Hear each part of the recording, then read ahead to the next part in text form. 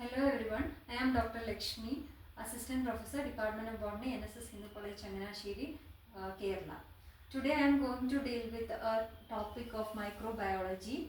So the term microbiology, all of you know that it deals with microorganisms, the organisms that can see only through the microscope. Some of the microorganisms like the virus, bacteria, fungi are shown here in this slide.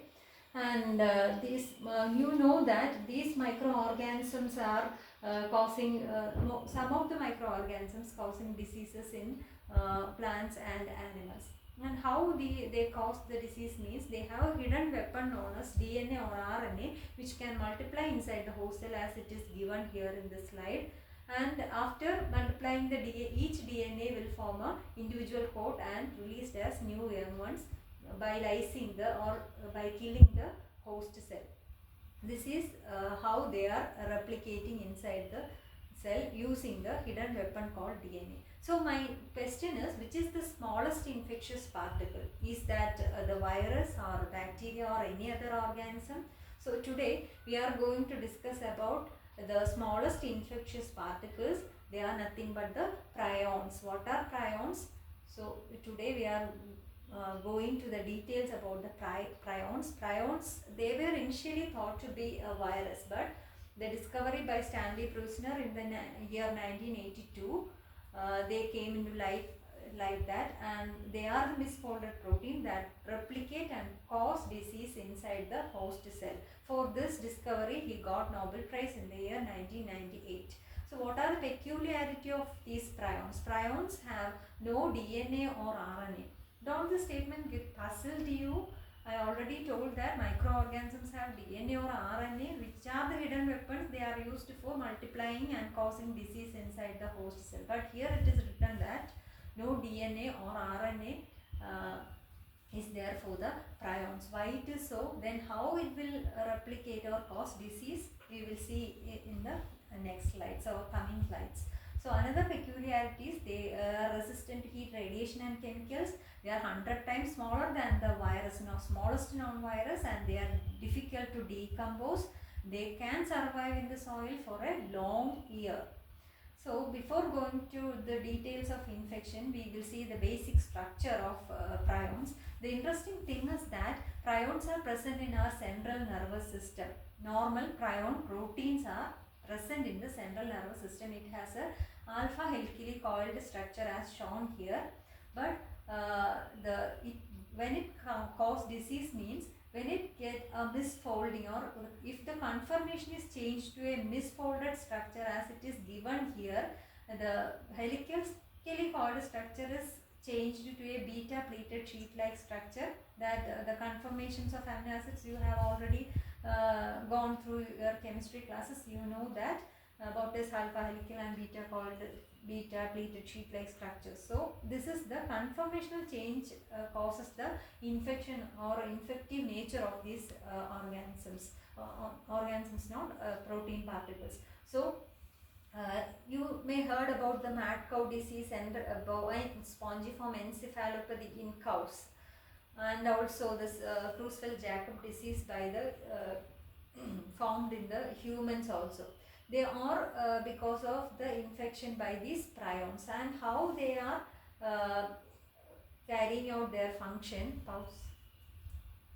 See here, we can see in this picture, in the central nervous system, the normal prion proteins are synthesized with a alpha helical coiled structure, and once the misfolded prion protein come inside the central nervous system, what happens? It changes the conformation of the normal alpha helical coiled structure into a misfolded one. And what is the result? There will be two misfolded proteins. That is, the normal protein's conformation is changed by the unfolded or misfolded infectious particle. So now these resulted two infected particles or misfolded proteins can change another two normal functioning alpha helically coiled prion particles. This is how they are multiplying inside the central nervous system and causes the sponge-like appearance. What is peculiarity of this sponge? Sponge has no stability. When we squeeze it, it will goes like a pling like structure. So like that, inside the brain there vacuoles are formed, vascularization is formed, and this is how the prion proteins are causing the disease and spread inside the central nervous system. So the infected prion proteins are referred as PRP. Here the SC refers to the scrapie, a prion disease occurring in sheep, hence the infected protein particle is labeled as PRP-SC. So in this picture also you can clearly see that the alpha helically coiled structure and beta pleated infectious particle is there. When they meet each other, the normal one, alpha pleated alpha helically coiled structure conformation is changed to beta pleated sheet-like structure. Like that, the prion particles or misfolded proteins are increasing inside the central nervous system. So these prions can be, this prion disease can be examined by, only through the brain cells examination. There you can see in this picture the vascularization of the brain tissues. Numerous vacuoles are formed. This is known as the bovine spongiform encephalopathy or mad cow disease in cow. So what happens to the cow means it just started dancing. Why I told it is dancing? Because it loses its stability and they can strongly stand there. So this is the mad cow disease caused by the prions. Like that, this is the variant Creutzfeldt-Jakob disease, which is a fatal disease in human beings caused by these prions. It is usually appeared during the median age, 26th age of man, and it is a fatal disease. We can examine the brain tissue of the patient and can confirm this disease. So here ends the today's session, and we will continue the details in the coming classes.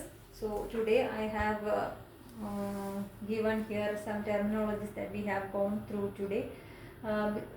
Additional terminologies you have to point out in your notebook. So in your leisure time you do this quiz. Link is given here. It is about the most fascinating prions. You can answer it, and your attendance link is also given here in both Google form as well as in the classroom. If someone has any difficulty in joining the classroom, so you can mark the attendance through the Google form. So we will meet in the next session. To that, thank you for your patient listening. Thank you.